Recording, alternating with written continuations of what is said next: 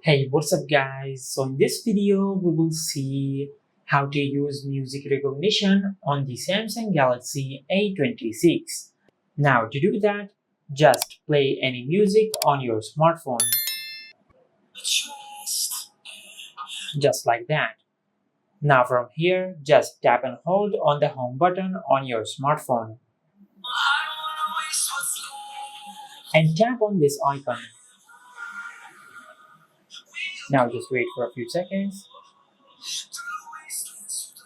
Now, as you can see, it recognized the music which was running on our smartphone. Now, this feature also works if there is any music which is running in the background.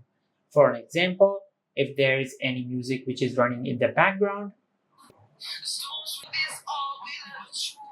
Now, if you tap and hold on the home button of your smartphone, and if you tap on the song search icon,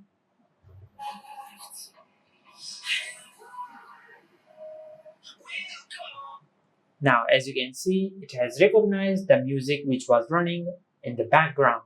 And this is how you can use music recognition on the Samsung Galaxy A26.